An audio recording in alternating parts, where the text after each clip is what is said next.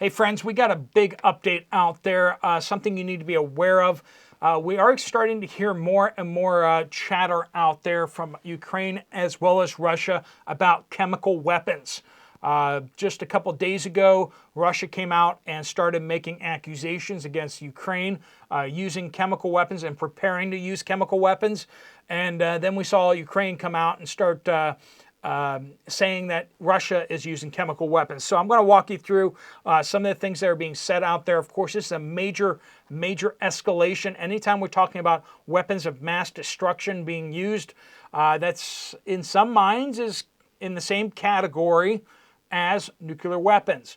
And so if we're moving from conventional weapons to chemical weapons, that's one more step towards them using nuclear weapons. Now, what's actually happening on the battlefield, I don't know. We're just hearing two sides of this, and what we can do is we can realize that if they're saying these things, they're probably saying these things for reasons. And some people out there are speculating that Russia is trying to push the chemical weapons narrative so that they can then justify using a nuclear weapon. This is a big deal out there. So let's hear what's being said, and you can filter it through why you think they're saying these things, right? I don't know who you believe, or if you don't believe either one of them, or if you believe both of them, I don't know. Let's jump into it. Welcome to the Poplar Report. I'm Steve Poplar. I'm an accountant by trade, and we're covering these news stories that the mainstream is not talking about this at all. And if they do cover this, they're only going to cover one side of it, and they're just going to push the narrative. So let's try to be even-handed on here. Now, like I said, we have Ukraine out there claiming that Russia has used chemical weapons. They're saying that they have documented 4,000 incidents of Russia using chemical weapons. Particularly, it sounds like most cases they're using tear gas or something like tear gas to like drones equipped with some kind of grenade or something like that, and it's driving the Ukrainians out of their fortifications, and then they're either hitting them with artillery or a direct fire. Now, why do I say that? Because all the instances that have been released out there have been tear gas. Now, understand this though. Tear gas is not allowed to be used in warfare. Tear gas can be used against your citizens, but it is against the Geneva Convention. It's not technically the Geneva Convention, but it's the Chemical Weapons Convention. I forget what city it's named after. Anyway, the Chemical Weapons Convention is basically part of the Geneva Convention that is directed towards chemical side of things. But you're not allowed to use chemicals. You're not allowed to use airborne chemicals, even tear gas. Tear gas is banned. You're not allowed to do it. It doesn't differentiate between tear gas and mustard gas or other more lethal like VX gases or anything like that. Tear gas generally doesn't kill anybody directly, but if it drives you out of your hidey hole and gets you hit by direct fire, then it effectively killed you. Now, Ukraine is saying that they have documented two direct cases where people perished from exposure to the gas.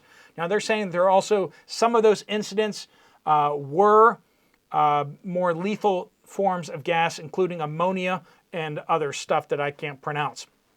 So that's what Ukraine is saying out there. Now, like I said, Ukraine made these accusations, some serious accusations, back in like May of this year, back in the spring, and they haven't really said much recently about chemical weapons. They're saying this is still kind of ongoing, that the Russians are still using drones equipped with grenades to drive people out of a hole and then hit them with artillery or something like that. So just the other day, General Igor, I can't pronounce that, Krylov, commander of Russia's Nuclear, Chemical, and Biological Protection Forces, briefed the media. So no one's really been talking about chemical weapons. Then this guy comes out and is like, hey, we got a problem because Ukraine's planning on using chemical weapons. And here's why they think that. One, They found manuals, or at least one manual, that the Ukrainians have for using the U.S. 155 millimeter M109, the self-propelled howitzer. So inside that instruction manual is a whole section on how to identify and handle chemical weapons payloads. So we're exporting this. The United States is not supposed to be using chemical weapons, and neither is Ukraine.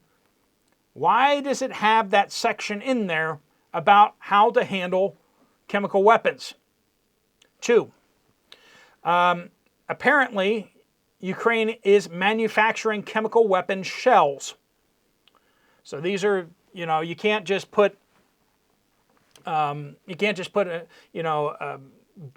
the gas into like just a regular shell. You have to actually manufacture it so it can disperse. If it's certain kinds of gases, you have to disperse before it hits. You also have to consider if you're using an explosive dispersal, will the explosive actually burn up whatever you're trying to deploy? That's particularly important for biological weapons, anything like that. Anyway, I'm not supposed to know all that stuff. Anyway, I read stuff, okay?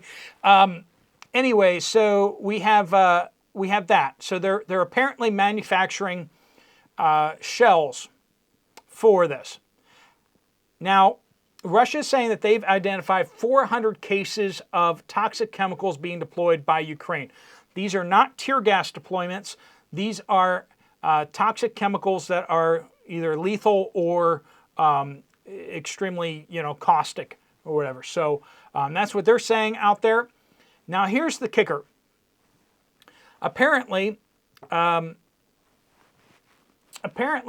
Ukraine has been making some unusual purchases here. They are flying, accusations are flying that they have purchased 500 tons of mustard gas precursor.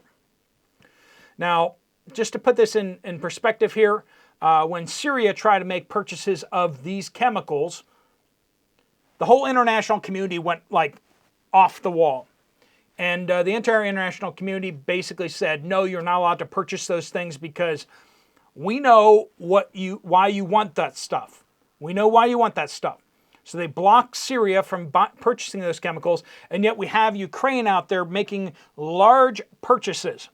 500 tons in the last number of months. Just last month was 160 tons of this stuff that's used for basically making mustard gas. Now, there are probably some industrial uses for this stuff, but when you see massive, large orders coming down the pike for this stuff that can be used as a chemical weapon, that raises some serious questions. And of course, Russia is asking those questions.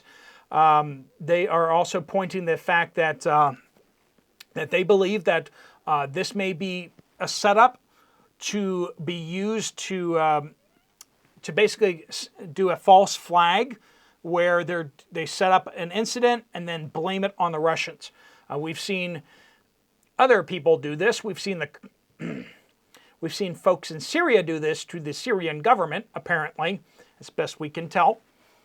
We've also seen some things being faked in Eastern Europe. So this is not beyond the pale. Ukraine is desperate. They're losing territory down in the south. They are losing villages by the day. And it's getting to the point where it's not maneuver warfare yet, but it's getting closer and closer to that. And some of the areas, the lines are starting to collapse. They're retreating back to places where they don't have defensive lines. And this is, it's breaking out of trench warfare in a lot of these areas. And it's coming at great cost for both sides, of course. But reports are for the Kursk offensive. Apparently, Ukraine pulled its best troops off the line in the Donbass, moved them, and caught the Russians apparently completely by surprise. And people are speculating out there because the Russians didn't think they were crazy enough to do that. And yet they committed some of their best forces, their best equipment, they put a bunch of fresh recruits and such that have been trained in Western countries. European tanks, United States tanks taking part in this, and armored vehicles. They're doing this as a major push, and they risked a lot on other parts of the battlefront in order to make this Kursk offensive, which has ground to a halt there. So the Kursk offensive still seems to be holding the ground that they've taken, but it looks like in the Donbass they are losing territory at an increasing rate. Ukraine is getting more and more desperate out there, so put two and two together, and they need the Latvia, Estonia, Lithuania. They've already talked about sending troops to Ukraine. Other countries inside Europe, including France, has wanted to send troops into Ukraine for training purposes, but then also support activities. And some of them want to move towards sending combat troops into Ukraine. So this is escalating out there, but are Western countries going to want to send troops into a conflict that they're losing, right? I mean, that's a hard sell. Now, if there's some major event that would galvanize international opinion on things, a chemical weapons deployment or something along those lines, or a nuclear deployment, that could bring Western countries. The United States has already said, basically, if Russia uses a nuclear weapon inside Ukraine, the United States would respond with airstrikes, conventional airstrikes, large-scale conventional airstrikes to punish Russia, and to show them that is not okay, and that is not. Now that would mean the United States fighters and bombers actually engaging Russian targets, potentially just in Ukraine, or potentially in Ukraine as well as in Russia. But that would change the character of things dramatically. So whether Ukraine wants to provoke Russia into using a nuclear weapon on them, that seems like it might be part of the rationale, or whether they want to set up a chemical weapons thing so that it looks like they were attacked in that way. That's all kind of speculation now, but you now have the bits and pieces that both sides are saying about things. And a little after the Russians started coming out with this information, we saw suddenly some articles coming out on how the Russians are constantly using chemical weapons, 4,000 incidents, which sounds really high. Like, even if you, that's a pretty high number to document that many instances. And if you did, it'd be a really big, thick book. And why haven't they been releasing more of that recently?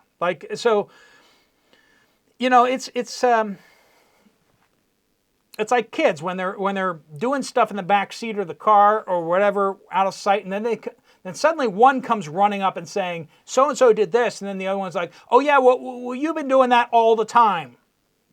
It's like, well, if they were doing that all the time, then why didn't you come before, Like, why are they suddenly crying foul when they supposedly are just doing what they've been, it doesn't really add up. But I don't know. Maybe there's more going on here. Let me know down in the comments what you guys think. What's really going on here? Is this, which way does this fly? And I'll